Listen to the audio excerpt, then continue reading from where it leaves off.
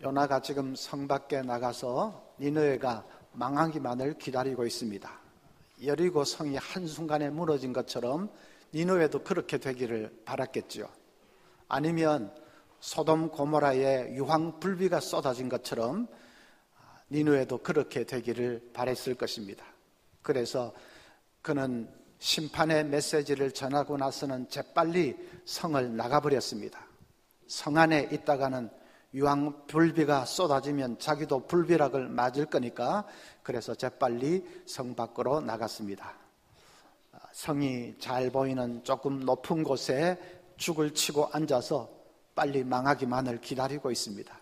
그런데 아무리 기다려도 망하지를 않습니다. 요나가 마침내 분통을 터뜨립니다.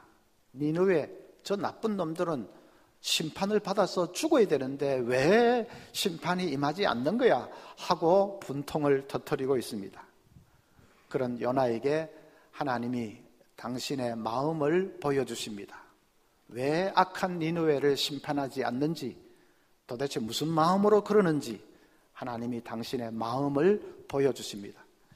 자, 여기 10절, 11절에 아끼다 하는 단어가 몇 번 나오는지 한번 헤아려 보실래요? 빨리 한번 헤아려 보십시오. 아끼다, 아꼈다. 몇 번 나옵니까? 2번 나오지요. 네. 제가 답답해서 못 기다리겠어요. 네. 하나님이 얼마나 강조하고 싶으신지 이 절에 2번씩이나 아끼다 했습니다.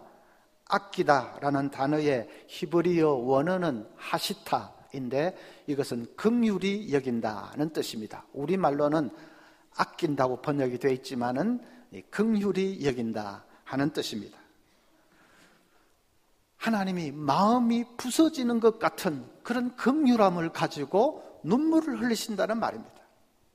요나야, 나는 저 니느웨 사람들 보면 마음이 부서지는 것 같아. 눈물이 나서 견딜 수 없구나, 요나야. 하나님이 그러시는 것입니다. 예수님도 꼭 이 마음입니다. 성경에 예수님이 웃으시는 장면이 한 번 나온다면 우시는 장면은 20번이나 나옵니다. 그런데 예수님이 우실 때마다 꼭 붙어 나오는 단어가 있는데 불쌍히 여기셨다 하는 단어입니다. 그 불쌍히 여긴다는 헬라어 원어의 뜻은 창자가 끊어지는 듯한, 창자가 미어지는 듯한 아픔을 느낀다는 뜻입니다. 예수님은 잃어버린 영혼들을 바라볼 때에 창자가 끊어지는 듯한 아픔으로 우셨습니다. 하늘의 아버지는 긍휼 때문에 마음이 부서지는 것 같은 그런 마음으로 눈물을 흘리시고, 땅 위에 오신 하나님은 그냥 창자가 끊어지는 듯한 아픔으로 우셨습니다. 두 분이 꼭 같으십니다.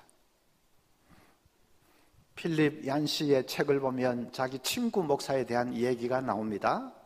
친구 목사에게 15살 된 딸이 있는데 그 딸하고 전쟁을 하고 있습니다.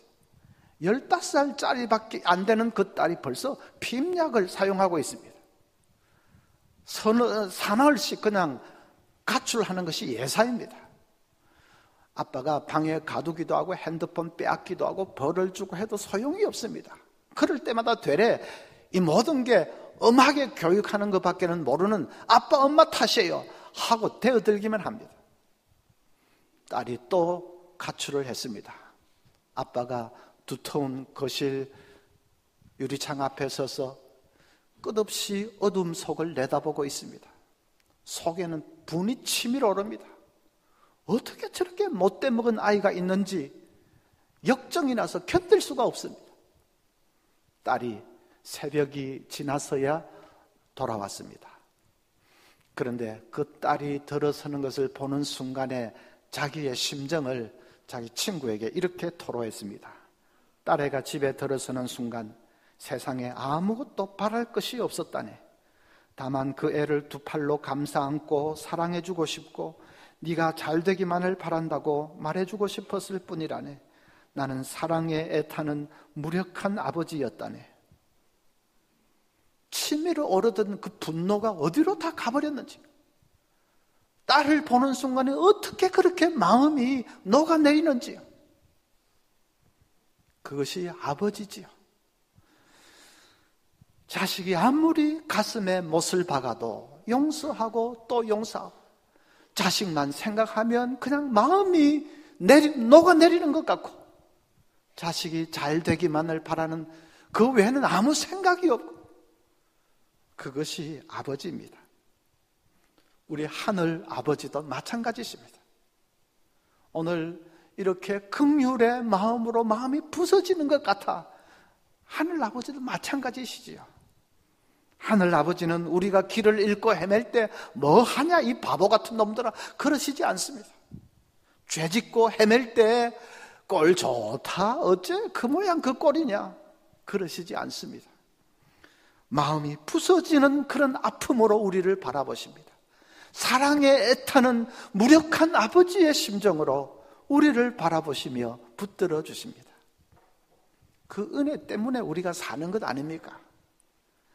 그 은혜가 아니었으면 우리는 하루에도 수백 번, 수천 번 아마 넘어지고 좌절하고 절망했을 것입니다.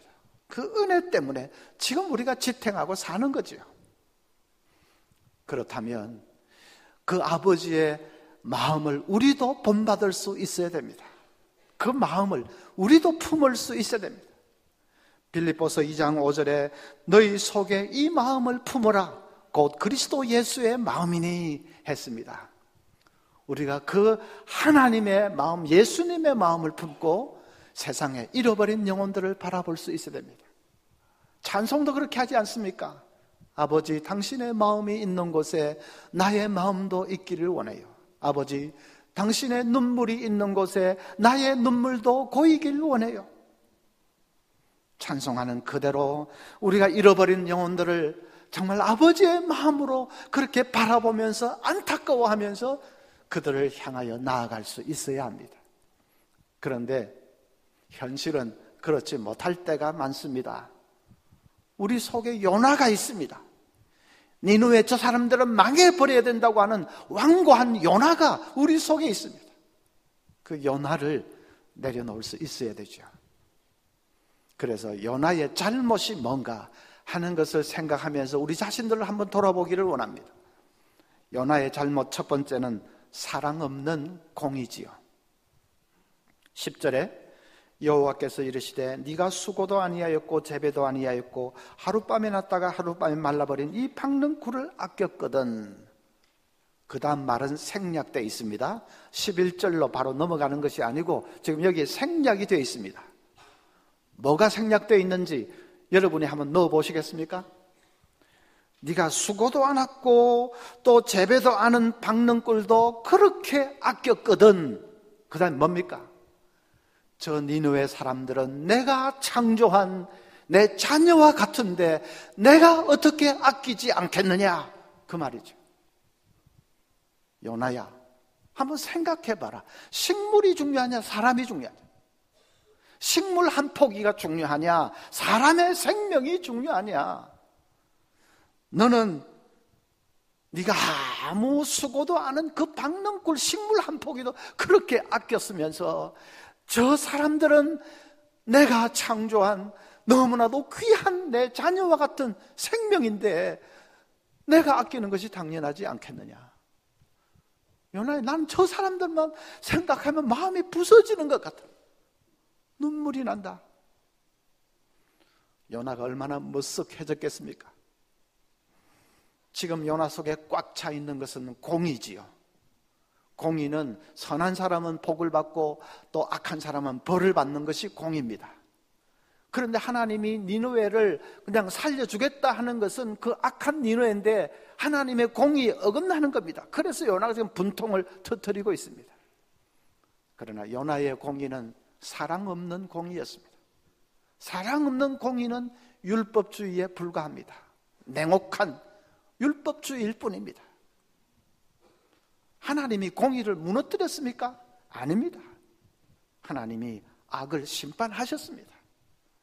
예수 그리스도에게 모든 세상 악을 담당을 시키셔서 십자가 위에서 그분을 처형하셨습니다. 오래된 이탈리아 어느 교회에는 예수님의 그 십자가 처형 그림이 걸려 있는데, 그 그림에는 이렇게 손을 뻗치고 있는 예수님 뒤로 거대하고 아주 희미한 모습의 하나님이 보입니다. 예수님의 손을 뚫고 들어간 못이 하나님의 손을 뚫고 들어간, 예수님의 옆구리를 찌른 창이 뚫고 하나님을 찌르는 그런 그림. 그 그림이 정확하지요. 십자가에서 예수님을 처형하셨다는 것은 하나님 자신을 처형하신 것과 같습니다. 세상 모든 죄를 하나님이 담당하시고 스스로를 처형하셨습니다. 그래서 사랑과 공의를 완성을 시키셨습니다. 여러분, 저 사람은 나쁜 놈이잖아, 저런 사람이 그냥 용서를 받으면 정의가 무너지잖아, 그런 마음이 들 때가 있으시죠? 그 나쁜 놈은 내 남편이 될 수도 있고, 친척이 될 수도 있고, 직장 동료가 될 수도 있고, 성도가 될 수도 있고, 나쁜 사람이잖아. 저런 사람 용서하면 정의가 어떻게 되는 거야? 그런 생각이 들 때마다 십자가를 잊지 마십시오. 주님께서 내가 그 사람의 죄를 담당해서 죽었다고 말씀하십니다. 주님께서 내가 심판받았다고 하십니다. 그 사람도 나에게로 나오기만 하면 얼마든지 구원받을 수 있는 내 자녀라고 말씀하십니다. 십자가 때문에 우리는 어떤 사람도 정죄할 권리가 없습니다. 용서하지 않을 수가 없습니다. 둘째로 요나의 잘못은 자기중심적인 이기적인 삶입니다. 분통을 터뜨리는 요나를 깨우치기 위해서 하나님이 실물 교육을 하십니다. 박능꿀이 자라서 요나가 잠시 기거하는 그 초소를 덮게 했습니다. 박능꿀은 히브리어 원어로 기가연이라고 되어 있는데, 식물학자들은 이게 아마 아주까리나 피마자가 아니었을까 그렇게 생각을 합니다. 우리는 그냥 박능꿀이라고 하면 되겠습니다. 그런 식물들은 자라기도 빨리 자라고 그늘이 좋기 때문에 그늘 식물군에 속합니다. 땡볕이 내리쬐을 때는 손바닥만한 그늘이라도 그늘이 얼마나 좋습니까? 그런데 생각지도 않은 박능꿀이 자라서 이렇게 덮어주니까 요나가 기분이 너무 좋습니다. 그런데 웬걸 하루 지났는데 벌레가 나와서 줄기를 갉아먹었고 박능꿀은 금방 시들어버렸습니다. 엎친 데 덮친 격으로 뜨거운 동풍이 불어치기 시작합니다. 요나가 짜증이 폭발했습니다. 처음부터 박능꿀이 없었다면 그 정도로 짜증나지는 않았을 텐데, 이 그늘이 좋다고 싱글벙글 하고 있는데 그냥 사라지니까, 그리고 그냥 동풍마저 불어대니까 화가 있는 대로 났습니다. 차라리 죽었으면 좋겠다고 분통을 터뜨리고 있습니다. 하나님께서 그런 요나에게 폐부를 찌르는 말씀을 하십니다. 네가 저 식물을 키웠냐? 물이라도 한번 줬냐? 그야말로 우연히 솟아난 박능꿀인데 그러면 시들 수도 있는 거지. 아무 노력도 안 한 박능꿀 그거 없어졌다고는 그렇게 짜증을 부리면서, 니네의 저기 12만 사람들 생명들, 내가 창조한 내 자녀와 같은 사람들, 그 사람들은 지금 멸망의 지름길에 멸망길에 처해 있는데 그 사람들 망하지 않는다고 짜증을 부리는 그것이 가당키라도 한 일이냐? 폐부를 찌르는 말씀을 하십니다. 생각해보면 요나가 얼마나 이기적입니까? 자기하고 관계된 일에는 그냥 눈을 부릅뜨고 그냥 그렇게 살핍니다. 그늘이 사라졌다고 죽는 건 아닙니다. 땡볕이 내리쬐는 그게 무슨 죽고 살고 하는 문제도 아닙니다. 그런데도 그렇게 그 조그만 것에는 신경을 쓰면서 지금 수많은 사람들이 멸망이냐 구원이냐 그 절체절명의 갈림길에 있는데 거기에 대해서는 내몰라라, 무관심한 그것이 얼마나 이기적입니까? 우리 속에 이런 요나가 없는지를 한번 돌아보아야 되겠습니다. 내 이익이 걸린 일에는 눈을 부릅뜨고 설치면서 그러나 잃어버린 생명에 대해서는 아주 무관심합니다. 전도합시다. 그러면 아이고 뭐 시간이 없어서 친구도 만나야 되고 등산도 가야 되고 데이트도 해야 되고 수요일 폭풍 기도에 좀 나오십시오. 나라 위해서 기도해야지요 하면 피곤했어요. 시간이 없었어요. 우리에게 박능꿀이 너무 많습니다. 자꾸 그거 붙들고 있으면 하나님께서 정신 차리라고 벌레 보내서 박능꿀 그거 다 갉아 먹게 하실지 모릅니다. 우리가 붙들고 있는 그거 하나님이 거두어 가실지 모릅니다. 자기 중심적인 이 이기적인 이 마음을 성령의 불로 태울 수 있어야 되겠습니다. 세 번째 요나의 잘못은 잘못된 시각이죠. 11절에 하물며 이 큰 성읍 니느웨에는 좌우를 분별하지 못하는 자가 12만여 명이요 가축도 많이 있나니 내가 어찌 아끼지 아니하겠느냐 하시니라. 하나님은 니느웨 사람들을 좌우를 분별하지 못하는 불쌍한 사람들로 보십니다. 영의 눈이 어두워져서 길을 잃고 헤매는 가련한 사람들로 보십니다. 죄로 말미암아 희생된 죄의 희생물로 보십니다. 요나의 시각하고는 얼마나 다릅니까? 요나는 그냥 악한 자들, 나쁜 놈들 그렇게만 보는데 하나님은 죄로 말미암아 희생된 죄의 희생물이다. 밉다면 죄가 미운 것이지 저 사람들은 불쌍한 사람들이다. 보는 시각이 완전히 다릅니다. 어떤 부인이 이혼을 하겠다고 카운셀러를 찾아왔습니다. 앉자마자 남편에 대한 비난과 험담을 쏟아놓습니다. 카운셀러가 그 부인에게 두 분은 어떻게 결혼을 하셨지요? 물어봤습니다. 연애를 했다고 합니다. 그러면 연애할 때도 그 남자가 그렇게 형편없는 사람이었습니까?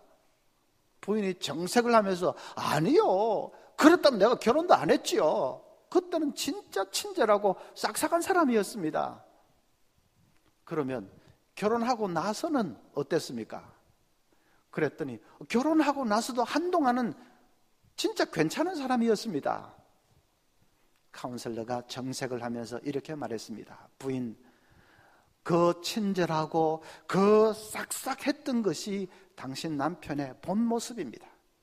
지금 저렇게 형편없는 사람이 된 것은 변질이 된 것입니다. 뭐 때문에 변질이 됐는지는 제가 조금 더 살펴봐야 되겠습니다. 권태기가 왔는지 아니면 스트레스가 심한지 뭐 때문에 변질이 됐는지는 모르지만 변질이 된 것입니다. 앞으로 당신 남편이 험하게 굴 때마다 그것이 남편의 본 모습이 아니라는 것을 잊지 마십시오. 본심으로 그러는 것이 아니라는 것을 잊지 마십시오. 그리고 남편을 이해하려고 한번 노력을 해보십시오. 카운셀러의 그 말이 이상하게 가슴에 와닿았습니다. 그래서 그 다음부터는 그 부인이 남편이 험하게 굴 때마다 저 사람이 저게 본심이 아니야, 지금 본심으로 저러고 있는 게 아니야, 자꾸 그렇게 자기를 추슬렀습니다. 자꾸 그러니까 어느 순간부터 남편이 불쌍하게 보이기를 시작합니다. 남편은 계속 험하게 구는데도 그런데도 남편이 불쌍하게 보입니다. 그러니까 자연히 남편을 대하는 태도가 달라지기 시작합니다. 남편이 저렇게 변한 데는 혹시 좀 내 잘못도 있는 것은 아닐까, 그렇게 자기를 돌아보니까 더 남편이 불쌍하게 보이고 그 자기 자신이 달라졌습니다. 아내의 그 마음이 남편에게 고스란히 전달이 되었고, 그러니까 남편도 점점 변해가기를 시작하고, 그래서 마침내 그 가정이 극적으로 회복이 되었다고 합니다. 어떤 눈으로 보느냐 하는 그 시각이 중요한 것이지요. 저 사람 저게 본심으로 저러는 게 아니다, 본래 모습은, 본래 저 사람은 저런 게 아니야, 그렇게 보기 시작하니까 아무리 험하게 굴어도 그저 참 뭐 때문에 저러는지 그저 불쌍하게 보이기 시작하니까, 이 보는 시각이 얼마나 중요합니까? 우리도 시각이 바뀌어야 됩니다. 그 사람 나쁜 놈이 아니고 죄의 희생물입니다. 본래 태어날 때부터 나쁜 사람으로 태어난 것이 아니고 죄의 희생물입니다. 그렇게 보는 시각이 바뀌게 됩니다. 여러분, 낙인 찍지 마십시오. 악한 사람, 나쁜 사람, 거짓말쟁이, 사치하는 사람, 절대로 변하지 않을 사람, 낙인 찍지 마십시오. 본래부터 그런 게 아닙니다. 그래서 우리가 그 시각이 바뀌어야 됩니다. 하나님의 안경을 끼고 볼 수 있어야 되겠습니다. 지난 10월 2일 미국의 언론들이 텍사스 지방법원으로 다 관심이 쏠렸습니다. 그날 내려질 판결 때문입니다. 보탐이라는 흑인 회계사가 집에서 백인 경찰에, 자기 집에서 백인 경찰에 총에 맞아 죽는 사건이 발생했습니다. 백인 경찰이 귀가를 하다가 자기 집 문이 열려 있는 것을 보고는 도둑이 들었구나 하고 살그머니 갔는데 흑인 한 사람이 앉아서 TV 보고 있는 것을 보고는 총으로 그대로 쏴버린 것입니다. 그런데 그건 실수였습니다. 백인 경찰이 엠머 가이거라는 그 백인 경찰이 자기 남자친구하고 백인 경찰, 여자 경찰인데 자기 남자친구하고 문자 메시지 주고받고 하다가 3층에서 내릴 걸 4층에서 내린 겁니다. 그러니까 그건 남의 집인데 자기 집이 아닌데 착각을 하고는 보니까 웬 흑인 남자가 있는 것을 보고는 강도로 오인을 하고 그대로 총을 쏴버린 것이죠. 그것까지만 하면 완전한 실수라고 할 수 있는데 조사를 하는 과정에서 이 백인 여자 경찰의 이 핸드폰에서 인종차별적인 문자 메시지가 쏟아져 나왔습니다. 그걸 알고는 여론이 들끓기를 시작했습니다. 실수를 한다고 해도 백인이 만약 앉아 있었어도 그렇게 대번에 총을 쐈겠느냐 하는 거죠. 시민들로 구성된 이 배심 원단에서 유죄 판결을 내렸습니다. 유죄 판결 받으면 최대 99년까지 징역형을 살 수가 있습니다. 그런데 판사는 예상을 깨고 10년형을 선고를 했습니다. 그러자 방청석에서 비난과 야유가 막 터져나왔습니다. 결국은 백인 판사가 백인 경찰을 봐주는 거 아니냐, 정의가 무너졌다 하면서 막 방청석에서 시끌벅적하게 비난이 쏟아집니다. 그 순간에 죽은 사람의 동생이 증인석에서 일어났습니다. 눈물을 머금은 눈으로 그 원수 같은, 형을 죽인 그 원수 같은 백인 경찰을 바라보면서 이렇게 말을 합니다. 저는 당신을 한 사람의 인간으로 사랑합니다. 당신이 죽고 썩어 없어지길 바라지 않습니다. 저는 당신이 감옥에 가는 일도 바라지 않습니다. 저는 당신에게 가장 좋은 것만 빌어주고 싶습니다. 그것이 제 형이 원하는 일이기 때문입니다. 방청석이 쥐 죽은 듯이 조용해졌습니다. 그 청년이 백인 경찰에게 앞으로 남은 삶은 예수 그리스도만을 의지하는 삶이 되었으면 좋겠다고 그렇게 당부도 했습니다. 그리고 판사에게 이게 가능한 일인지 모르겠지만 저분을 한번 안아줄 수 있을까요? 판사가 허락을 했습니다. 두 사람이 부둥켜 안고 눈물을 흘립니다. 방청석에서도 오열을 했고 판사도 눈물을 쏟았습니다. 저 청년이 어떻게 저럴 수 있었을까요? 하나님의 마음으로 충만해진 것입니다.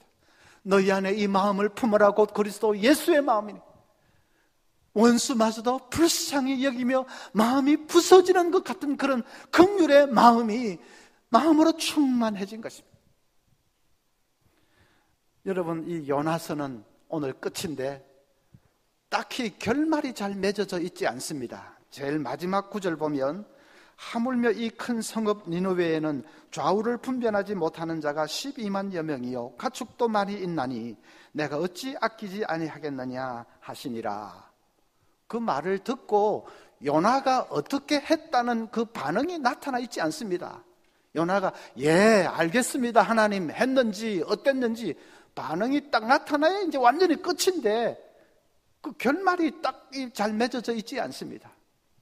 그렇게 열린 결말로 끝을 맺는 것은, 반응은 독자들의 몫이라는 뜻입니다. 오늘날 이 요나스를 읽는 그 독자들이 여백을 채우라 하는 뜻이죠. 여러분 어떻게 반응하시겠습니까? 우리도 하나님의 눈으로 세상을 바라볼 수 있기를 바랍니다. 하나님의 마음으로 잃어버린 영혼들을 향해서 긍휼의 마음으로 나아갈 수 있기를 바랍니다. 우리도 원수마저도 안을 수 있기를 바랍니다. 이 살벌한 세상 가운데 원수마저도 우리가 안을 수 있기를 바랍니다. 말도 안 되는 남편이라도 용서할 수 있기를 바랍니다. 하나님의 마음으로. 그래서 힘들고 지칠 수밖에 없는 이 세상에서 치유자로 나아가는 저와 여러분 모두가 될 수 있기를 간절히 소원합니다.